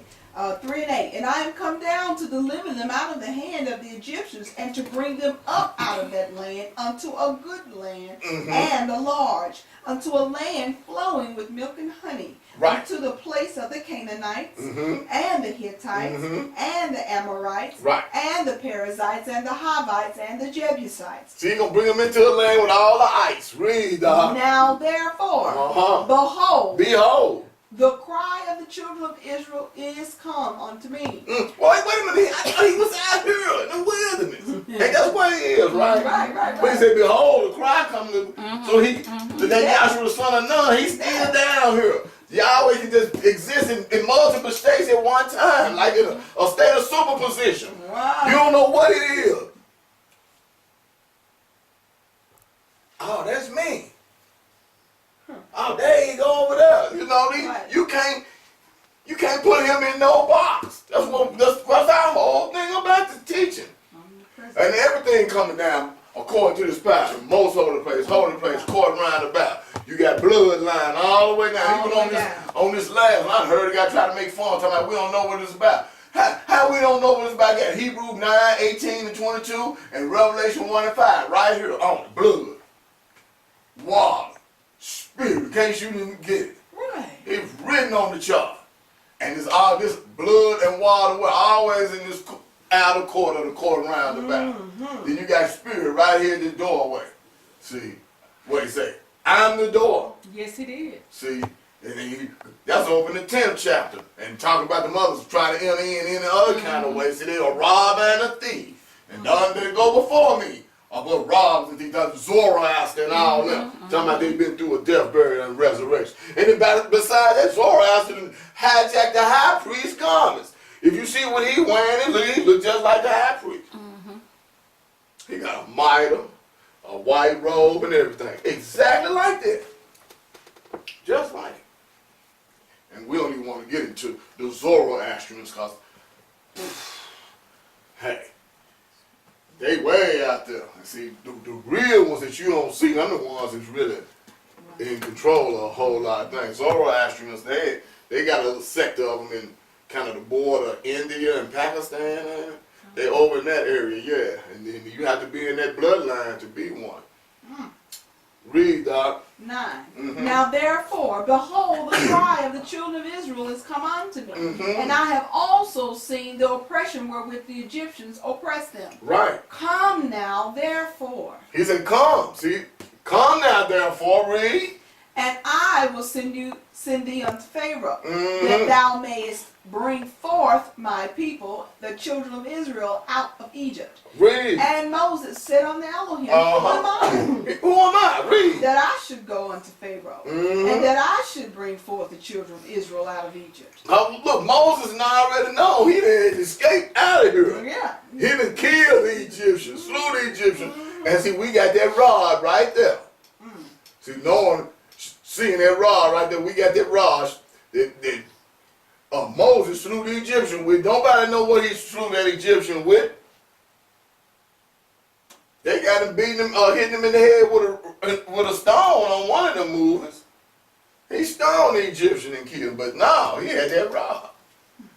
Read, Doc. And he said, Certainly I will be with thee, Mhm. and this shall be a token unto thee, Right. that I have sent thee, Mm-hmm. when thou hast brought forth the people out of Egypt. When you done brought the 40 people out of Egypt, You read. shall serve Elohim upon this mountain. So he said, when you bring them out of Egypt, you're going to serve Elohim upon this mountain. And see, that's what we got, this Elohistic Elohim, the archetype original pattern of the universe. That's who we worshiping or serving. That's who we serving through his son, Yahshua the Messiah. Yahweh, Elohim, Yahshua, one and the same. It's all on this chart right here. Yahweh right there at the head, we got Elohim here, and then we got Yahshua right here. But we got one figure. We ain't got three figures. Or maybe this head took off and flew this way, you see. In this part here, and then you got the legs running through what's that guy? He was the piano player, Herbert Hancock. Y'all remember dun dun dun dun Yep. dun dun dun dun. They just had the legs up there doing this right here. Right. Yahweh was a whole man. He said, he made man in his image. That's right. See? Read, Doc. And Moses said unto Elohim, Behold, Behold. when I come unto the children of Israel, Mhm. and shall say unto them, The Elohim of your fathers has sent me unto you, Right. and they shall say to me, What is his name? So he said, now, look, the Elohim of your fathers have sent me unto you. What is his name? Because at that time, they didn't have the name Yahweh. What shall I say unto them? So what I'm going to say to him? Read. And Elohim said unto Moses, Mm-hmm. Aya, Asher, Aya. We got that written right here on the chart. Aya, Asher, Aya. I will be what I will to be. And he said, Uh-huh. Thus shalt thou say unto the children of Israel, Uh-huh. I will be hath sent me unto you. See, I will be have sent me unto you. Read, And Doc. Elohim said, Moreover, And Elohim said, unto Moses, Mhm. Thus shalt thou say unto the children of Israel, mm-hmm. Yahweh, Yahweh, now he giving them the name. He everything else equal to this. See? the Elohim of your fathers, Mm-hmm. the Elohim of Abraham. Wait a minute, the Elohim of your father, so that means Amram. See, Amram was Moses' father, who was the son of Kohath, who was the son of Levi. That's why you got John out here fulfilling that Levitical law. He had to, Yahshua being the high priest of better things to come, had to be baptized what, by a Levite or Aaronite. See, so by him being the tribe of Aaron, automatically makes him a Levite. See, read, Doc. The Elohim of Abraham, Mm-hmm. the Elohim of Isaac, Right. and the Elohim of Jacob, Read. has sent me unto you. Mm-hmm. This is my name forever, and this is my memorial unto all generations. So just like when Moses came down with that name, just like whoever brought you in under these names, this name and title. That's right. They ain't brought you in under no other name and title. They didn't bring you in under that name. So the guy brought me in, Calvin, I didn't even know who he was. I never met him before. He was picking somebody else up from jail. I ain't had no ride. So the guy that he was picking up, I knew him, but I ain't no Calvin. So, make a long story short, I'm still here. Thanks be to Yahshua. So there's no Calvin gone. Real? So it couldn't have been Calvin. No. See? But that was that tool. And then he came in with the true, correct, and original name. We might take that for granted, Yeah. but each and every one of us had to come in under this name. Just like when Moses went down to the children of Israel. He freed them back under this name. See? Read, Doc. Go and gather the elders of Israel together, and say unto them, Right. Yahweh Elohim of your fathers, the Elohim of Abraham, of Right. Isaac, and of Jacob, Right. appeared unto me, saying, I have surely remembered you, and seen that which is done to you in Egypt. Read, Doc. And I have said, I will bring you up out of the affliction of Egypt. Yeah, they being afflicted. The same thing they doing to people right now. They afflicting them. They taking away their freedoms and rights. Bit by bit, bit by bit. Before you know you're going to wake up, you're going to have no rights. Read, Doc. And I have said, I will bring you up out of the affliction of Egypt unto the land of the Canaanites and the Hittites and the Amorites and the Perizzites and the Hivites and the Jebusites, unto a land flowing with milk and honey. Flowing with milk and honey. Read. And they shall hearken to thy voice, and thou shalt come, thou and the elders of Israel, unto the king of Egypt, and ye shall say unto him, Yahweh Elohim of the Hebrews hath met with us. And now pray let us go 3 days' journey into the wilderness, that we may sacrifice to Yahweh our Elohim. Okay, now that's good. So he said, let us go 3 days journey through the divide. In other words, they had to go into this wilderness before they could sacrifice. They wanted to sacrifice unto Yahweh. But they had to offer up this lamb before they left. See? So that's why when you open up and see Adam up here in this garden, see that lamb already had been sacrificed out here in Egypt before he got out here. That's what I found to see. That lamb had to be slain before he come out here and go up into that mountain. See Adam, go over that one right quick. Get Psalms 119.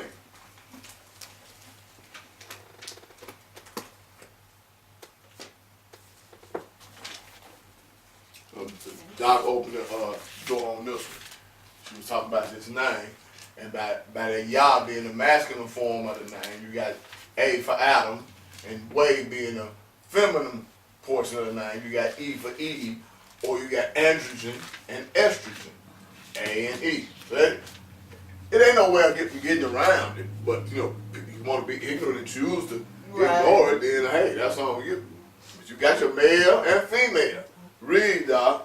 Psalm 119 division. Blessed are the undefiled in the way, who walk in the law of Yahweh. Now who are you talking about? He talking about Adam before the woman was taken out of him. That's in your textbook over there with your alphabets. Textbook volume 1. I can't think of that. That is in the Hebrew alphabet. So Doc was bringing up talking about the old hey why and we got Adam over here. This is an Aleph, is that correct, Doc? Yes, Adam. Okay, so that's the one go right here. Read, Doc. Blessed are the undefiled in the way, who walk in the law of Yahweh. Blessed are they that keep his testimonies. And that seek him with the whole heart. See, Adam hadn't done any sin until the woman was taken out. See, hadn't nothing happened. He hadn't sinned or anything at that point. He was walking in the way of Yahweh. They also do no iniquity. They walk in his ways. See, read they. See, all of a sudden now it's they walking in his ways. See, Adam was both male and female, see? Just like Yahweh, both masculine and feminine. Adam in his original state was both male and female. We had to come down here to find that out now. You go out in the world and tell somebody that, they're going to say you crazy. Read, Doc. Thou hast commanded us to keep thy precepts diligently. Oh, that my ways were directed to keep thy statutes. Then shall I not be ashamed when I have respect unto all thy commandments. I will praise thee with uprightness of heart. See, now we was already talking about that name, be praised. Now this Adam saying, I will praise thee with uprightness of heart. You still in the Aleph or you on you to the bell? I'm still in Aleph. Okay. I will praise thee with uprightness of heart. When I shall have learned thy righteous judgments, I will keep thy statutes. Oh, forsake me not utterly. Beth. Wherewith shall a young man cleanse his way? By taking heed thereunto according to thy word. Hold it right there, Doc. Give me Aleph out of the textbook. It's the founding. Now we had these letters been in the Bible all this time. We had no idea that they had this much meaning to them, because each letter got a hieroglyph to go along with that letter. See, like woman, her hieroglyph is lips. Why? Because she was the one who spoke with Satan through those lips. Come on, give me Aleph right quick, Doc. Volume 1, page 115. Okay, cool. These first 8 verses, Psalms 119, 1 through 8, What she just read. describe the man Adam in his Hermaphroditic. state, or while the woman was still in him. While she was still in him. Read, Doc. Genesis 1:27 and 5, 1 through 2. Mm-hmm. Adam in this state was in the garden and was naked and was not ashamed. Right. Verse 6. Right.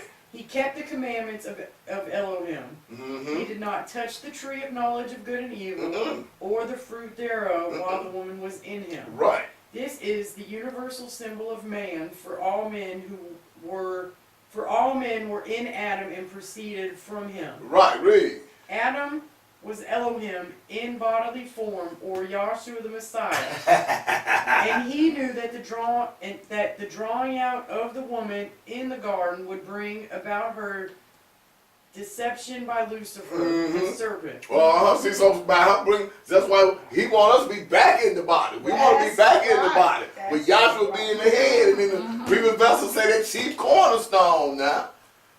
Read, Doc. And ultimate transgression resulting in his own sacrificial death for his bride. See, we got it right. God, see. Right. So Adam willfully died for his bride. Read. Therefore, he knew he would be forsaken, but not utterly. Verse 8. But not utterly. That was what you had in verse 8, right? What you got in verse 8, Doc? Verse 8. Uh-huh. I will keep thy statutes. Oh, forsake me not utterly. See, so that's what he just said. He knew he wasn't going to be utterly forsaken. Read, Doc. 9. Hold up. Go on, let her finish reading that. I'm sorry. Adam with woman in him was Elohim, Yahshua in a body. Right. Adam, Elohim, and Yahshua are both masculine and feminine, hence the plural terms. Elohim is a name describing the threefold supernal nature. Threefold supernal nature. Read. Not the gods as erroneously taught. Not the God as erroneously taught. Read. The letter Aleph is made up of 4 gods, just as mankind is made up of 4 races. Of 4 races. Read. The 4 yards point to the 4 corners of the earth, just as mankind has been scattered to the 4 corners of the Let's earth. see. Okay. You got to think that's it for Aleph. All right, now go to Beth right quick. I don't want to stay up here too long. No, you got it. All right, cool. Wherewith shall a young man cleanse his way? Uh-huh. By taking heed thereto according to thy word. Right. With my whole heart have I sought thee. Oh, let me not wander from thy commandments. Thy word have I hid in mine heart, Right. that I might not sin against thee. I might not sin against thee. Blessed art thou, O Yahweh. Uh-huh. Teach me thy statutes. Teach me thy statutes, because she done messed up now, though. Y'all will see, read. With my lips have I declared all the judgments of thy mouth. Uh-huh. I have rejoiced in the way of thy testimonies, as much as in all riches. I will meditate in thy precepts, Right. and have respect unto thy ways. I will delight myself in thy statutes. I will not forget thy word. That's Beth, right? That's Beth. All right, let's get Beth out of the textbook. Beth in Hebrew means house, and woman was the house Uh-huh. in which we have all dwelled. We done all had to come through woman. If you go back to this other page, it's got some lips, Beth, and it's got a mouth. In other words, a mouth. On this lady's face, it's got a mouth for the hieroglyph. But Beth is a feminine type of name, because you always see people named Elizabeth. Or El is a house.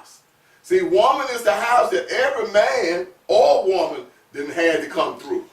Even Yahshua the Messiah came through the loins of the Virgin Mary. He even came through her. See? So we all had to come in through a woman. Now, we don't know where Yahshua the son of Nun came from, but we know Yahweh just a spirit. He can touch that ground and that flesh, just eat right up on it. Boom. Whatever kind of flesh he wants. He the creator, right?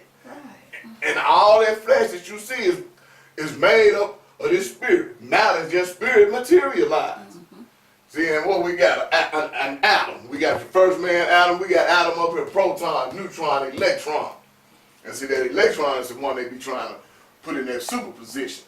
See, they don't know what it is when it's going. They can like put it through this box. They got what they call color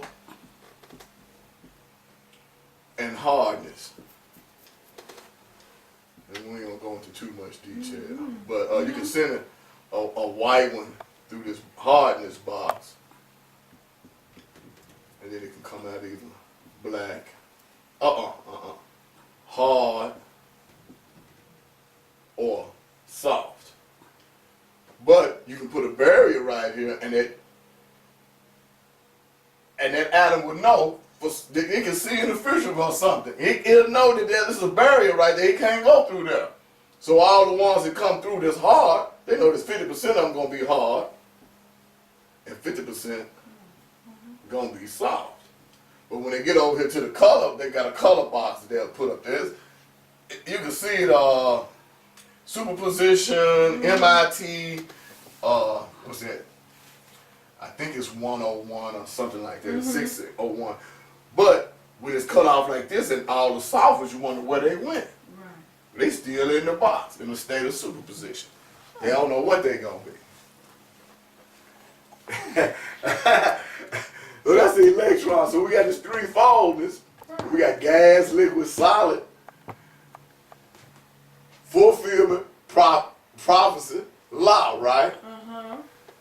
Temple, tabernacle, ark, most holy place, court round about.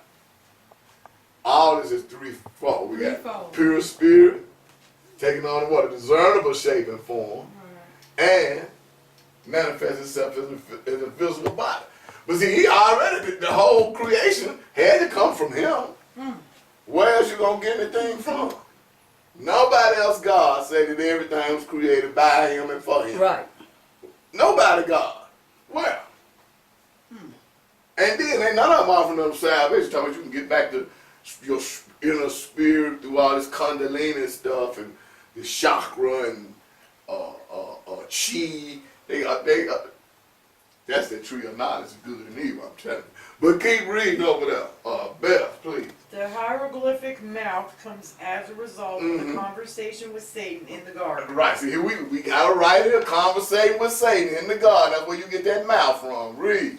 When the serpent came to the woman, she knew the law and answered correctly when asked about the tree. Right, she was asked about that tree. Read. In verse 12, the woman says, Teach me thy statutes.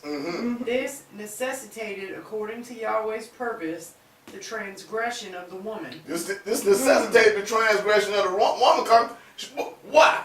She had Yahweh had already told them not to partake of that tree of the knowledge of good and evil. Then she gonna turn around and ask him.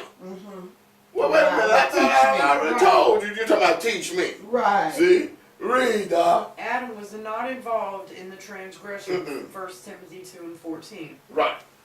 And the law or statutes were added because of this one transgression. Galatians 3:19. That's it. All right, keep reading and what you got. Okay, 17. Uh-huh. Deal bountifully with thy servant. What letter is that? I'm sorry, Gamel.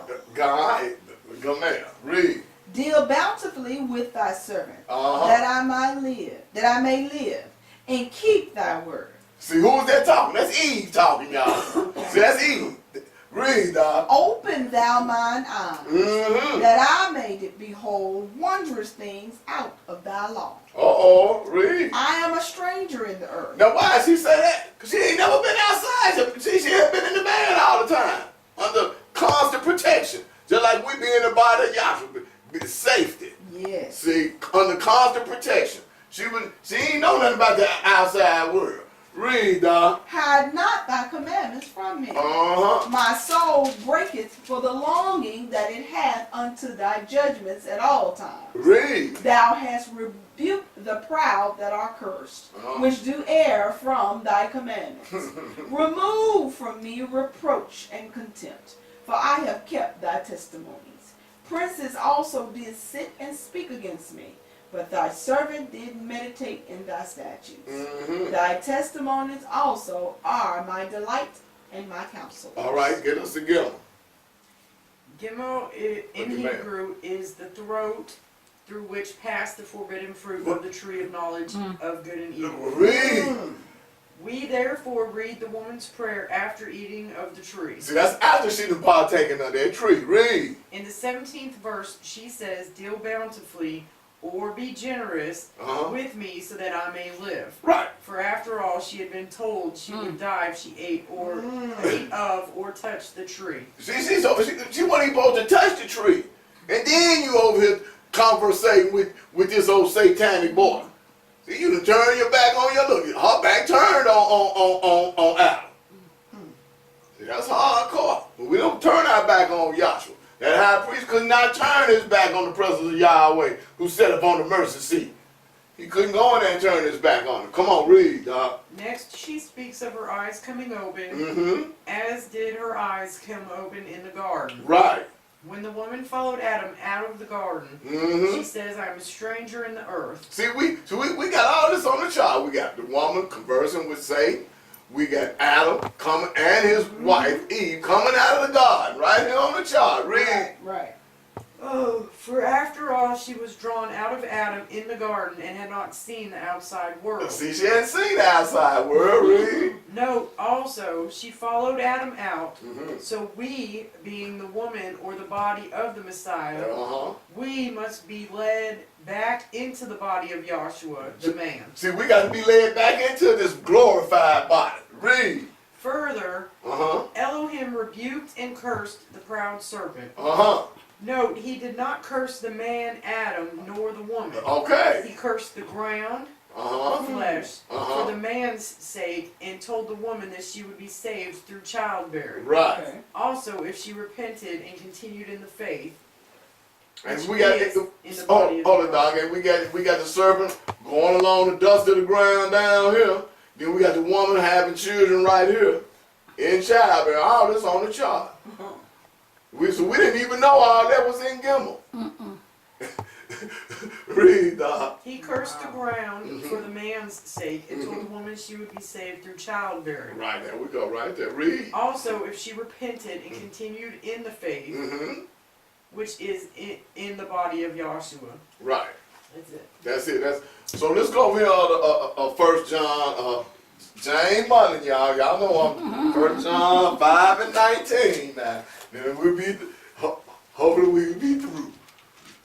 5 and 19. Yes, 1 John. ma'am. And we know that we are of Yahweh. And we know that. I heard this every time James got on the floor. And we know that we are of Yahweh. Read. And the whole world lieth in wickedness. The whole, see, if you don't know Yahweh, then you're going to be in that darkness. See, them people down in Egypt, they knew not Yahweh. And then all them 10 plagues, devastating plagues, it was poured out, even on that old beetle. See, if y'all ever seen that movie, The Mummy, what they had crawling all around them was a black beetles. Yeah, those scary. And the Mexicans call black men Naate. It means black beetle. I live with them out in LA, so I know. Wow. Yeah, Naate. All those were gods. They worship these things, folks. Read, dog, and we know we are of Yahweh. And the whole world lieth in wickedness. Right. And we know that the Son of Yahweh is come. Once again, we talking about Yahshua the Messiah himself is come. We ain't saying he coming. We waiting on no birth sign. None of that foolishness. He is come. Because we wouldn't have nothing to say if he wasn't. That's right. We couldn't talk. We couldn't get up here and look. That's right. We ain't saying nothing about us. Nobody get up here and talk about themselves. I ain't got nothing good to say about me. She know that. So we ain't talking about no other, nothing like it, nowhere in the universe. You got the angels, they gonna bow down to him. Whatever he tell them to do, they gonna do it with the swiftness and the quickness. See, because when that angel was out there and what was that boy name? David, King David. He went out there and counted them people. He said, Satan made me do it. See, y'all remember that? Geraldine, what was that? The devil made me do it. Wilson and Geraldine. See, and then that angel came down. What did he do? He killed with one swoop. He killed what, 7,000? Drop. And Amnon, the Jebusite, and his 2 sons saw that. See, when David got up there to Mount Moriah, Yahweh made him purchase that mount. See, they got a trust deed in the Bible. What was that? First Chronicles. First Chronicles 20. Which we got in 23 or 22? It's one of them two. I'm pretty sure it is. It ain't past 24, because it's 24 is when he start preparing. Because see, even in that story, Yahweh is the one, it's the substance, right? Yahweh is the source, substance, limits, and bounds of everything. And see, we saying that he took on a discernible shape and form. So Moses and the prophets could see in a vision and be understood what they saw. See, they ain't understand nothing from no cloud, but just the source and the substance. David, being a type of Yahweh or Father, he was the one that gathered all the substance for his son Solomon to build his temple. And what Yahshua said, upon what rock? Somebody else rock? He pointed to Peter. No, he pointed to himself, said, upon this rock I will build my church. Just like Solomon, David couldn't build a temple, but his son Solomon had to build a temple. Did you find that? Y'all ain't found it. Anan, Jebusite. Yeah, First Chronicles 21. Okay, I want to go back farther. My bad. Is it like 21. You want to take it from 21 and 1? Okay, go No, ahead. just Doc. 21, 20. 21 and 12. Okay, cool. And Ornan turned back and saw the angel. See, Anan turned back and saw that angel. Read, Doc. And his 4 sons with him hid themselves. They hid themselves, folks, when he saw that angel. Read. And now Ornan was threshing wheat. And as David came to Ornan, Ornan looked and saw David. And went out of the threshing floor and bowed himself to David with his face to the ground. Right. Then David said to Ornan, grant me the place of this threshing floor, that I may build an altar therein unto Yahweh. Right. Thou shalt grant it me for the full price, that the plague may be stayed from the people. Right, read. And Ornan said to David, take it to thee, and let my master the king do that which is good in his eyes. Lo, I give thee the oxen also for burnt offering, and the threshing instruments for wood, and the wheat for the meal offering. I give it all. Look, man, you can have all this stuff. I just seen that angel kill all them folks. Look, You got he was willing to just give it to him. You can have everything. You can have this mount. But David said, no, let us purchase this mount. See, because why?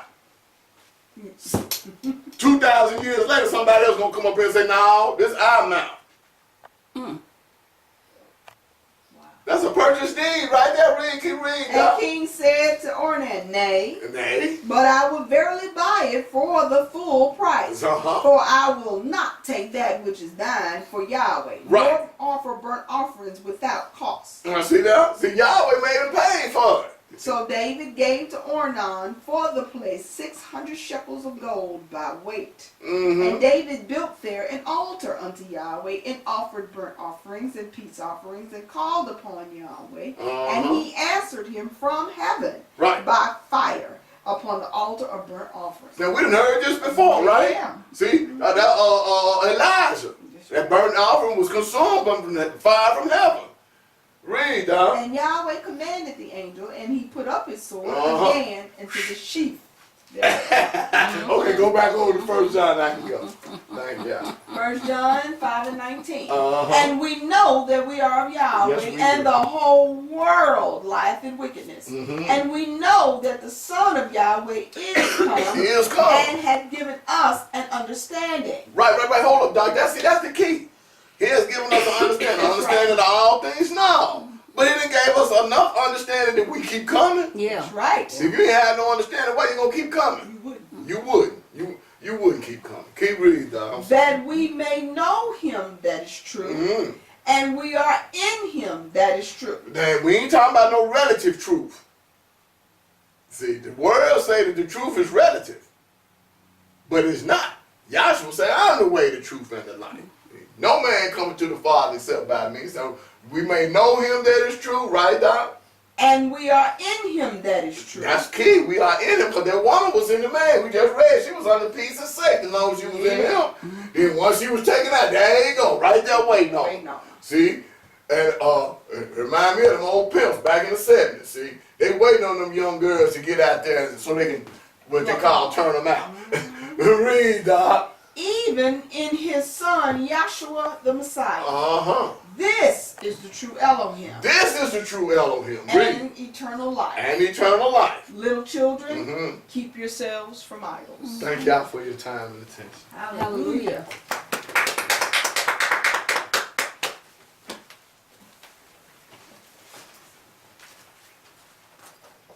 That concludes this class session. Our doxology comes from the 24th and 25th verse of Judah. Please stand.